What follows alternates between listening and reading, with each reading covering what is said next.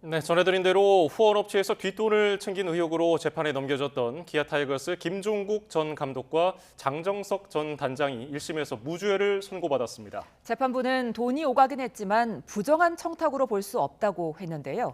어떤 이유 때문인지 주요 사건 사고 소식 김성수 변호사와 짚어봅니다. 어서 안녕하십니까? 오십시오. 안녕하세요. 예, 방금 전해드린 내용, 검찰은 각각 4년을 구형했거든요. 재판부에 4년을 요청을 했는데 왜 이런 결과가 나왔을까요? 예, 일단 이 범죄 사실, 이 혐의 사실에 대해서 설명을 드리겠습니다. 예. 일단 기아 타이거즈의 감독과 단장이었죠. 이 김종국 전 감독과 장정석 전 단장이 있습니다. 이 두 사람에 대해서 혐의는 크게 세 가지였습니다. 일단은 이 장정석 전 단장 그리고 김종국 전 감독이 2022년 10월경에 이 외식업체 대표인 김모 씨로부터 이 업체의 광고가 표시되는 이 야구장 펜스에 홈런존이 있습니다. 이 홈런존에 신설과 관련해서 청탁을 받고 1억 원을 수수한 혐의가 있다. 이렇게 일단은 검찰에서 봤던 것이 하나가 있었고, 또 한 가지가 이 김 전 감독 같은 경우에 2022년 7월에 이 선수의 유니폼 왼쪽 견장 부분이 있는데 예. 여기에 일단 또 이 홍보를 하는 광고와 관련해서 편의를 제공하는 대가로 또 6천만 원을 수수한 혐의가 있다. 이렇게 봤던 것이 있고, 이 장 전 단장 같은 경우에는 2022년 5월부터 8월까지 이 FA 계약이 이제 앞두고 있었던 포수였던 선수가 있습니다. 이 박동원 선수가 있는데 이 박동원 선수에게 이 FA 계약금을 최소 10억 원 이상 받게 해줄 테니까 2억 원을 달라라고 이야기를 했는데 그 부분 일단 받아들여지지 않았기 때문에 이 배임 수증죄와 관련해서 미수죄가 있다. 이렇게 지금 세 가지를 봤던 것인데 이 세 가지에 대해서 각각 이제 무죄가 선고가 되다 보니까 이 법원의 판단의 이유에 대해서 관심이 쏠리고 있는 상황입니다. 예, 짚어주신 것처럼 재판부가 모든 피고인에게 지금 무죄를 선고했거든요. 그러니까 돈을 받은 건 맞지만 부정한 청탁이라고 보기는 어렵다. 이렇게 말하던데 이게 왜 그런 건가요? 예, 지금 이 검찰에서 봤던 죄명 자체가 형법 357조에서 규정을 하고 있는 배임 수증죄입니다. 이제 증죄는 주는 쪽이고 수죄가 이제 받는 쪽인데 이 수증죄가 성립을 하기 위해서는 타인의 업무를 처리하는 자가 이 부정한 청탁을 받고 이와 관련해서 금전이라든지 재물상의 이익을 취득했을 때 성립을 하는 것인데 지금 재판부에서는 이 세 가지 혐의에 대해서 다 부정한 청탁이 있었다는 것을 검찰에서 증명하지 못했다라고 본 겁니다. 그렇기 때문에 돈이 오간 내역은 확실히 있는 것으로 보이는데 그럼에도 불구하고 부정한 청탁이 아니라고 한다면 이 검찰에서 주장했던 배임 수증죄로 보기는 어렵거든요. 그렇다 보니까 이런 부분이 있었던 것이고 이 각각의 혐의에 대해서도 이유를 제시를 했었는데 일단 이 광고 계약 관련 있지 않습니까? 이 펜스존의 이 광고 계약과 관련해서는 이 부분 앞서 지금 제가 뉴스에서 잠깐 나왔던 것처럼 이 돈을 지급한 것 자체가 이 감독실인데 이게 공개된 장소고 부정한 청탁이라면 당연히 조금 더 이렇게 밀행성을 가지고 줄 거지 않습니까? 예. 그런 부분이 없었다라는 부분이 있었던 것이고 또 그리고 이 당시에 이 펜스가 비어 있는 곳이 굉장히 많았기 때문에 이것에 광고를 들어가기 위해서 뭐 청탁을 한다든지 이럴 필요가 없었다는 겁니다. 그렇다 보니까는 이 부분이 부정한 청탁이 있었다고 보기가 조금 어렵다 이렇게 단정을 했기 때문에 무죄가 선고됐던 부분이 있었고 또 그 외에 지금 또 두 가지 혐의가 더 있지 않습니까? 그래서 이 견장 같은 경우에도 이 좌측 견장 부분에 광고를 넣기 위해서 6천만 원 정도를 이제 지급을 했다라고 봤던 부분이 있었던 것인데 이 당시에 시즌이 시작될 때도 이 견장이 비어 있던 상태라고 해요. 그렇다 보니까 이 견장 광고를 들어가기 위해서 청탁을 할 필요가 없었다라고 일단 재판부에서 봤던 것으로 보입니다. 그리고 또 이 광고료를 만약에 청탁이 있었다고 한다면 통상적인 가격보다 좀 낮게 들어가는 뭐 그런 가능성이 있었어야 되는 것인데 통상적인 가격보다 높게 들어갔다는 거죠.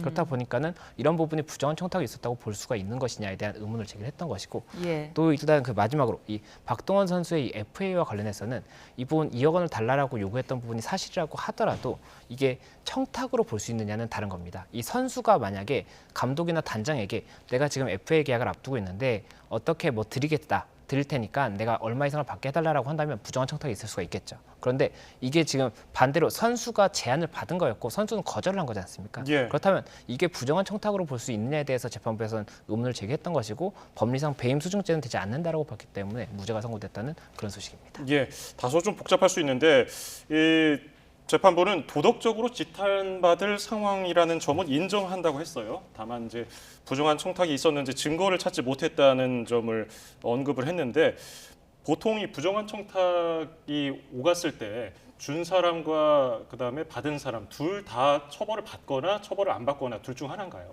예, 이게 그 배임 수증제가 성립이 된다라고 한다면 당연히 이게 같이 가는 범죄라고 볼 수가 있는 것입니다. 예. 한쪽의 무죄가 나오고 한쪽이 유죄가 나온다는 건 한쪽은 범죄가 증명이 안 됐는데 한쪽은 증명이 됐다라고 보는 거거든요. 그렇기 때문에 불가능한 부분인 것이고 결국에 한쪽이 처벌이 된다면 반대쪽도 처벌이 되는 것인데 이번 같은 경우에는 이 부정한 청탁 자체가 있었다고 보기 어렵다고 봤기 때문에 지금 이 지급했다는 외식업체 대표 김 씨에도 무죄가 선고가 됐고 이 받았다고 봤던 이 감독이라든지 단장의 경우에도 무죄가 선고됐다는 그런 소식입니다. 예, 뭐 일단 법원은 무죄라고 판단을 했지만 사실 FA 협상과 관련한 사전 접촉은 KBO 규약 위반이잖아요. 이 부분에 대한 징계는 그럼 어떻게 되는 겁니까? 예, 일단은 KBO 그 규약이 있습니다. 규약에서는 176조에서 이 프리 에이전트 규정을 위반했을 때의 제재를 규정을 하고 있고 또 이제 168조에서는 이런 내용이 있습니다. 이 FA가 승인이 공시된 다음에 이 교섭을 해야 된다라는 명시적인 규정이 있는데 지금 같은 경우에 지금 이 접근을 해서 이야기를 했던 부분 있지 않습니까? 2억 원을 더 받아주겠다 이렇게 이야기를 했던 부분 자체가 이 선수 공시가 있기 전이었다고 볼 수가 있거든요. 그렇다 예. 보면 이에 대해서는 176조에 따라서 뭐 해당 임직원 같은 경우에는 1년간의 직무정지 이런 부분을 검토를 할 수가 있기 때문에 이 규정에 따라서 이 규약에 따라서 어떠한 뭐 처분이 있지 않을까 생각이 되고 지금 현재 해임이 됐지 않습니까? 그러면 이 해임에 대해서도 일단 만약에 정말 무죄가 확정이 되고 사실관계가 현재 이 해임 처분과 다른 사실관계가 인정이 된다라고 한다면 행정소송도 검토가 될 수가 있기 때문에 그러면 감독이나 단장 측에서 이 사실관계가 다름에도 불구하고 이런 처분이 있었다라고 해서 이제 행정소송을 제기할 수가 있습니다. 그러면 그렇게 됐을 때 이 소송의 뭐 결과나 이런 것도 지켜봐야 될 부분이 있기 때문에 이런 부분을 봐야 될 것 같습니다. 예. 재판부도 이 FA가 되기 전에 FA 협상과 관련한 논의 자체를 금지하는 사전 접촉은 KBO 규약 위반이라고 언급을 했는데 그러니까 법적으로 뭔가 다툴 만한 여지가 부족했기 때문에 이렇게 판단을 한 건가요? 예, 일단은 지금 재판부에서는 이게 기소된 죄명 자체가 배임 수증죄만 기소가 됐지 않습니까? 예. 그렇다면 배임 수증죄에 해당하는지만 보는 겁니다. 그런데 전체적인 사실관계라든지 증명의 정도를 봤을 때는 부정한 청탁 부분이 인정이 되지 않기 때문에 배임 수증죄가 성립될 수가 없다는 것이고 만약이라도 다른 죄명이었다라고 한다면 그 부분에 대한 논리가 뭐 명확하고 증거가 있었다라고 한다면 성립이 될 수가 있었겠지만 지금 현재 이 죄로는 안 된다는 겁니다. 그리고 KBO의 규약을 위반했다는 부분은 형사적인 처벌이라든지 법적인 처벌을 명시하고 있는 부분이 아니기 때문에 이에 대해서는 KBO의 뭐 자체 규약을 통해서 이 진행을 통해서 처분해야 된다 이런 취지인 것 같습니다. 예, 다음 사건 살펴보겠습니다. 순천에서 10대 여성을 이유도 없이 살해한 박대성 오늘 구속된 상태로 검찰에 송치가 됐습니다. 어떤 이야기 남겼는지 먼저 듣고 오겠습니다. 범행 기억 아직도 안 나십니까? 기억 안 나요? 죄송합니다. 기억 전혀 안 나요? 조금씩 나고 있습니다. 조금씩 어디까지 기억이 나요? 피해자에게 아직도 사과하실 생각 없으십니까? 유가족한테 사과하실 마음 없으세요? 전 국민이 분노하고 있는데 할 말 없나요? 죄송합니다. 피해자에게 하고 싶은 말 없나요? 죄송합니다. 예, 박대성 기억이 나지 않느냐 이제 취재진이 이렇게 물으니까 조금씩 기억이 나고 있다 이렇게 답을 했거든요. 그러니까 술을 마셔서 나는 기억이 나지 않는다 이렇게 말을 했었는데 대답이 바뀐 거는 혹시나 어떤 의도가 있어서라고 볼 수 있을까요? 일단은 저희가 뭐 술을 취했을 때 이렇게 단편적으로 기억이 나는 경우가 있지 않습니까? 그렇기 때문에 실제로 일부 기억이 났기 때문에 이와 같이 이야기를 한 걸 수도 있고 그렇지 않다면 이 사건의 전체적인 이 처분에 있어서 어떠한 이 기억이 전혀 안 난다라고 한다면 현재 CCTV나 이런 부분이 명확한 부분이 있기 때문에 이 CCTV라든지 나머지 증거들을 통해서 본인의 혐의가 이제 정리가 될 텐데 그렇지 않고 본인이 기억이 나는 부분이 있다라고 한다면 이때 어떠한 행동을 했다라든지 어떠한 의도였다라든지 이런 부분들을 진술할 수가 있기 때문에 그런 전략적인 부분일 수도 있습니다. 그렇기 때문에 이런 부분들에 대해서 실제로 전략적인 부분이어서 사실이 아닌 부분을 말한다라고 한다면 이에 대해서는 구분을 해서 판단을 해야 되는 부분이 있기 때문에 이 부분에 대해서 수사기관에서 일단은 좀 지켜봐야 될 것으로 보이고 이제 재판이 진행이 되는 과정에서도 재판부에서도 이 부분 진술의 신빙성이 어디까지 있는지를 봐야 될 것 같습니다. 예. 지금 소주 4병을 마셔서 기억이 나지 않는다고 했다가 조금씩 기억이 나고 있다. 이게 마치 주치 감형을 노리고 심신미약을 노리고서 범죄 혐의에 대해서 좀 죄를 면하려고 하는 그런 의도가 있는 건 아닌지 의구심이 들거든요. 어떻게 보십니까? 예, 이게 심신미약이라든지 심신상실 같은 경우가 일단 심신상실인 아예 정말로 정신이 이제 없었다 이렇게 볼 수 있는 경우에는 이제 벌하지 아니한다라는 형법의 10조에 규정이 있습니다. 그리고 예. 심신에 만약에 어떤 장애가 있어서 심신미약의 상태였다라고 한다면 감경을 할 수가 있는 겁니다. 그런데 이게 과거에는 심신미약의 경우에도 반드시 감경을 하도록 되어 있었는데 지금은 이제 법이 개정이 돼서 할 수 있다로 바뀌었거든요. 그렇기 때문에 심신미약의 상태로 보인다고 하더라도 재판부에서 감형 여부는 결정을 할 수가 있는 것이고 지금 현재 만약에 전체적인 게 다 기억이 남에도 불구하고 조금만 기억이 난다라고 해서 심신미약을 주장하려고 한다면 그 부분에 대해서도 진술의 신빙성을 봐야 되는 것이고 예. 만약에 신빙할 수 있는 부분이 있어서 미약의 상태가 있었다고 볼 수 있다고 하더라도 감경 여부는 또 재판부에서 달리 볼 수가 있기 때문에 그 부분까지도 지켜봐야 되는 것이고 그래서 이 법이 개정된 이후에는 심신미약 자체가 반드시 감형되는 것이 아니어서 이 부분에 대해서 뭐 특히나 이 부분을 조금 더 집중했다 이렇게 보기에는 어려운 부분이 있지 않나 예, 생각됩니다. 심신미약이 확실하게 좀 적용될 만한 사례가 있다면 뭐가 있을까요? 심신미약이라든지 상실이 저희가 대법원 판례들을 봐도 굉장히 쉽게 인정되지 않는 부분이 많습니다. 예. 이 뭐 술이 취해 있다고 하더라도 기억을 할 수 있는 부분이 있었다라고 한다면 미약이 인정되지 않을 가능성이 높거든요. 그리고 뭐 정신적인 질환이 있었다고 하더라도 이 행위 당시에 어떤 범죄 행위를 했을 당시에 내가 그때 당시에 정말 미약이었다든지 상실이었다든지 이 정도의 증명이 된다라고 한다면 그 부분에 대해서 형법 10조가 적용이 될 수가 있겠지만 예. 이게 만약에 정신질환이 있었다고 하더라도 이때 당시의 정황을 봤을 때 이 행위를 할 때는 이 부분 심신미약이 아니었다라고 한다면 이 부분 감형이라든지 이런 것이 검토가 되지 않기 때문에 예. 굉장히 조금 어렵게 적용이 되는 부분이다라고 말씀드릴 수 있을 것 같습니다. 예. 자, 이런 가운데 박대성이 범행 당시에 이 살해를 하고 나서 이 흉기를 들고 뭐 술집도 가고 노래방도 가고 했다고 하더라고요. 혹시나 뭐 추가 범행을 노렸다고도 볼 수 있을까요? 네, 일단 이 박대성이 체포될 당시에도 행인과 시비 상태에 있었다라고 하고 뭐 당시에는 흉기를 들지 않고 있었던 것으로 보이기는 하는데 만약에 흉기를 들고 상당 시간 배회를 했고 그때 당시에 다른 피해자들을 뭐 이제 공격을 하려는 그런 의도가 있었다라고 한다면 이에 대해서도 전체적인 정황을 파악하는 데 있어서 굉장히 중요한 부분일 수가 있기 때문에 그 부분에 대해서도 일단 CCTV라든지 이런 부분 확인을 하고 만약에 접촉한 사람이 있었다라고 한다면 이 접촉할 당시에 어떤 일이 있었는지를 확인을 해봐야 될 것 같습니다. 그래서 예. 그런 부분들을 통해서 당시 정황 파악이 이루어진 다음에 이 처벌의 뭐 정도나 이 경위를 파악함에 있어서도 아무래도 조금은 더 조금 이 부분이 검토가 돼야 되지 않나 생각이 듭니다. 그렇군요.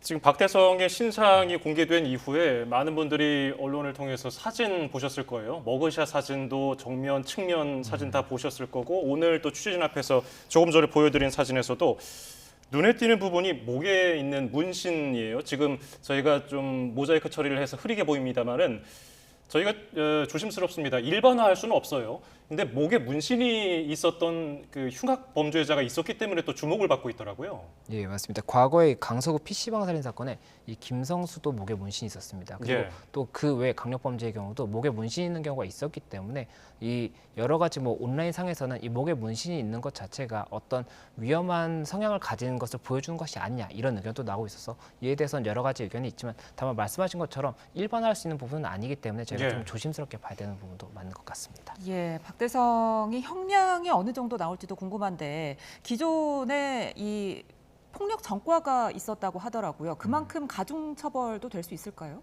예, 지금 이 죄명 같은 경우에는 살인의 죄이기 때문에 폭력 전과 여부 관계없이 이 사건 자체만으로도 굉장히 이 처벌이 중하게 이루어질 가능성이 높을 것 같습니다. 그리고 이게 양형 기준을 보면 이 살인죄 같은 경우에 이 5가지 유형으로 나눕니다. 참작 동기, 보통 동기, 비난 동기, 중대범죄 결합 그리고 극단적 인명 경시 이렇게 5가지 유형으로 살인을 나누는데 이게 말씀드린 것은 이제 그 뒤로 갈수록 더 중하게 처벌이 되는 거거든요. 이 동기에 따라서 달리 본다고 볼 수가 있는 겁니다. 그래서 이 보통 동기 살인 같은 경우에는 기본적으로 10년에서 16년이 선고가 되는데 이 가중이 되는 비난 동기 살인 같은 경우에는 기본이 15년에서 20년까지 선고가 되거든요. 그리고 이 비난 동기의 유형에 해당하는 것이 이 무작위 살인이라고 해서 불특정 다수를 상대로 해서 살인의 이 욕구를 발현을 해서 1인을 살인한 경우에 이때는 비난 동기로 본다는 것이 유형의 정의입니다. 그렇다 예. 보면 이번 같은 경우에 지금 현재 무작위 살인은 아니냐라고 보고 있거든요. 수사기관에서는. 그래서 무작위 살인이 맞다라고 한다면 비난 동기 살인으로 볼 수가 있고 그러면 기본이 15년에서 20년이고 감경되는 경우가 10에서 16년 가중되는 경우엔 18년 이상이나 무기징역 이상도 가능하기 때문에 이 부분 관련 일단은 처벌이 어떻게 되는지를 봐야 될 것으로 보이는데 이 경위를 일단은 본 다음에 판단이 될 것으로 보이고 폭력 전과가 있다는 부분도 당연히 그 부분 전체적인 정황을 파악하는 데 있어서 필요한 부분이겠지만 이 살인죄 자체가 중하기 때문에 그 전과의 이 효과 자체는 미미하지 않을까 생각이 듭니다. 예, 지금 설명해주신 뭐 법적인 용어 외에 우리가 편하게 얘기하기로 뭐 우발적인 살인 그리고 뭐 계획적인 살인 이렇게 얘기를 하지 않습니까?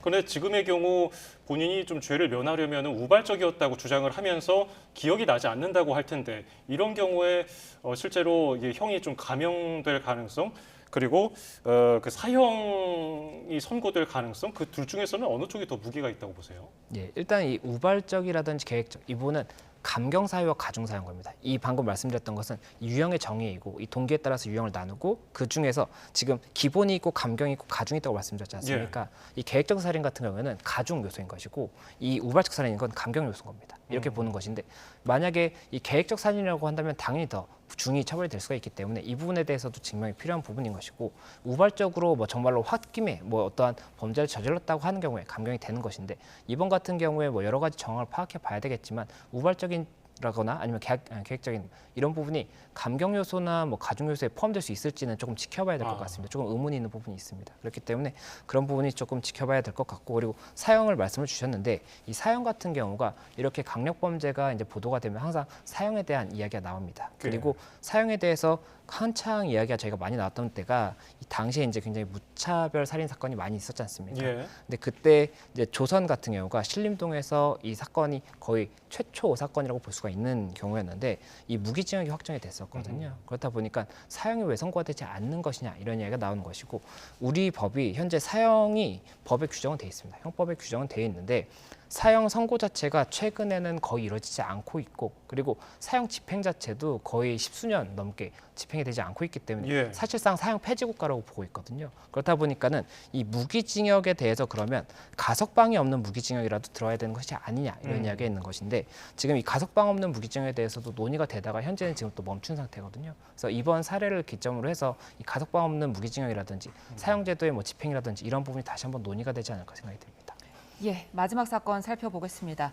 한 20대 여성이 60대 할머니 그리고 그 할머니가 데리고 탄 3살 아이를 무차별 폭행해서 지금 논란이 되고 있습니다. 이 사건 좀 먼저 자세히 살펴주실까요? 예, 지난 2일 오전 8시경에 있었던 일입니다. 이 부산의 한 시내버스에서 이 같은 자리에 이제 두 개 이제 석이 있지 않습니까? 두 개 석에서 할머니가 손자를 안고 이렇게 앉아 있었고 그리고 옆에 20대 여성이 앉아 있었던 겁니다. 그런데 이 아이의 팔이 이 여성의 무릎에 스쳤다는 이유로 이 여성이 아이의 얼굴을 때렸고 그리고 이러한 행동을 제지하는 할머니의 팔을 물었다는 겁니다. 그래서 지금 영상에 나오는 이 사진은 할머니의 팔이 물려서 상처가 난 그런 사진이거든요. 그렇다 보니까 이에 대해서 현재 불구속 상태로 입건돼서 조사가 이루어지고 있다는 소식입니다. 지금 이 가해 여성이 분노 조절 장애가 있다고 스스로 주장하고 있고요. 피해자들에게 사과도 하지 않았습니다.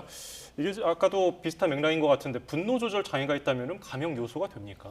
예, 말씀드렸던 것처럼 만약에 어떠한 뭐 분노 조절 장애 관련 정신질환을 판정을 받은 것이 있다고 하더라도 이 행위 자체의 심신미약이라든지 상실 상태에 있었다고 볼 수 있느냐는 다른 부분이기 때문에 전체적인 정황을 보고 파악을 하겠지만 만약이라도 그런 부분이 인정이 되지 않는다라고 한다면 이러한 뭐 질환을 주장을 한다고 하더라도 통상적인 사건과 동일하게 처벌해야 되지 않을까 생각이 듭니다. 예, 지금 피해자가 3살 아동과 노인입니다. 그렇다면은 노인복지법 그리고 아동학대법 위반도 좀 적용이 될 수 있을까요? 예, 일단 수사기관에서도 그 부분 검토를 하고 있다라고 알려져 있는데 이 노인복지법 같은 경우에는 65세 이상의 노인에 대해서 어떠한 폭행이라든지 상해를 하는 경우에 조금 더 중히 처벌하겠다는 그런 규정이라고 볼 수가 있습니다. 그래서 55조에 의해서 상해행위를 노인에 대해서 한 경우에는 7년 이하 징역이나 7천만 원 이하 벌금형을 규정을 하고 있는 거거든요. 그리고 또 폭행 같은 경우도 5년 이하 징역이나 5천만 원 이하의 벌금 이렇게 좀 더 중하게 처벌하는 그런 규정이 있는 것이고 이 아동복지법 같은 경우에도 71조에서 이 아동에 대해서 신체적 학대 행위를 한 경우에 이 부분 5년 이하 징역이나 5천만 원 이하의 벌금형을 규정을 하고 있기 때문에 만약에 이 부분 적용이 가능하다고 한다면 일반 형사법에서의 이 폭행이라든지 상해죄보다는 조금 더 중히 처벌될 수 있다 이렇게 볼 수 있을 것 같습니다. 그렇군요. 주요 사건 소식, 사건 사고 소식의 김성수 변호사와 함께했습니다. 고맙습니다. 고맙습니다.